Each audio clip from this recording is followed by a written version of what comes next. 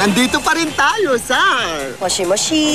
Moshi Moshi. Hello, hello yan. Hello, good morning. Yes. O nga pala ho, kung hindi pa nyo nalalaman, ito po ay tinatawag na Japanese kimono. Yes. At ako may trivia din. At thank you sa Kamsuki. Oo nga pala, thank you kay Lito Perez. Thank you, Lito Perez. Nga pala, meron akong trivia tungkol sa kasuotan ng mga India. Ano ba ito? Ang tawag sa traditional outfit nila ay sari, yun ang pambabae. At ang panglalaki naman ay dhoti. Dhoti means ito yung wrap-around skirt na ginagamit ng mga lalaki. Ayun. Okay. At hindi lang yun ang makikita nila.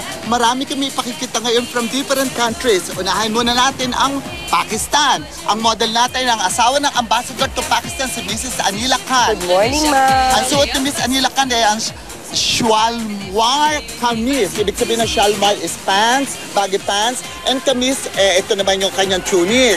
Tapos yung bupata, yung malaking-malaking shawl. Parang nakikita kong suot ko yan. Correct.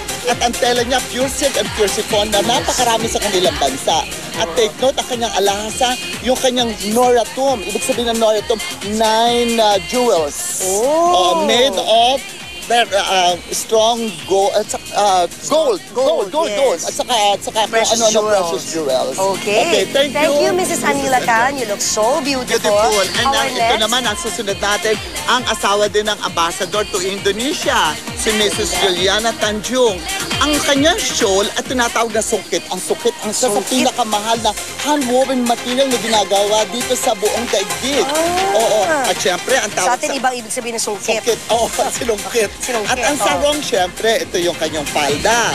No? At ang kanyang pangitaas, ang tawag dito ay sarong kebaya na sa Indonesia lang talaga nagmula at ginagaya pa minsan-minsan natin. Ito ang kanilang, at yung syempre, yung kanilang traditional costume, tingnan mo, made of gold from Bengal. Wow! O, diba? Mahal. Mahal. Shala. Yes. Okay. Thank you so much, ma'am.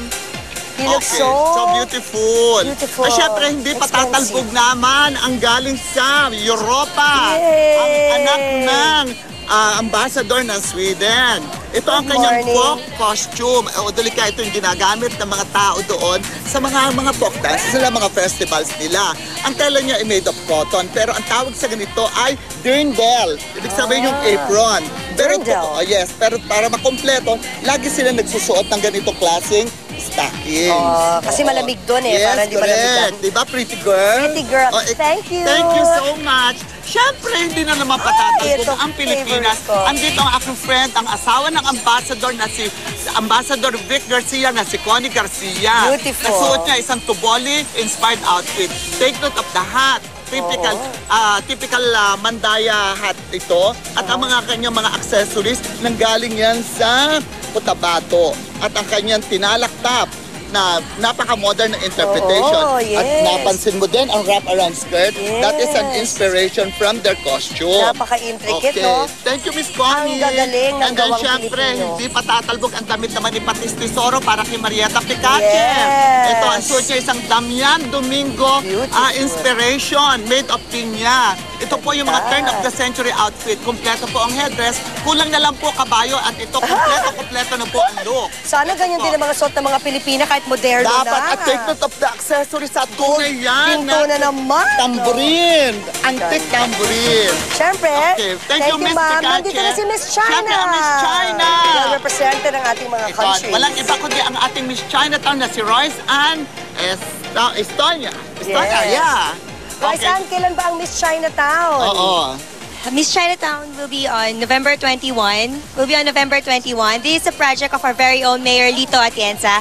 So I hope you guys will support it. Thank you. Nag-host kami dati ni Julius. Congratulations, Miss Thank you. Chinatown. Are you joining an international competition? Yeah, in case you want the title, Miss Chinatown 2006, you will be representing our country in Hong Kong. Okay. At syempre, ang kanyang outfit ay silk na pula. At na tunay na Cheongsam. Yan. Ma'am, we would like to know about naman the bazaar. Ano nga, may bazaar. Ikaw mahilig ka sa bazaar. Ma'am Connie, okay, dito ka na lang. Yan.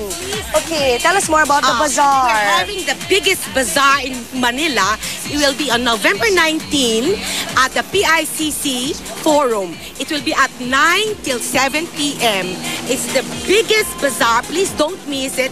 I want to say good morning to Madam Lovely Romulo. Good morning, Madam. She's the overall chairman of the International Bazaar Foundation. Thank Please you. come.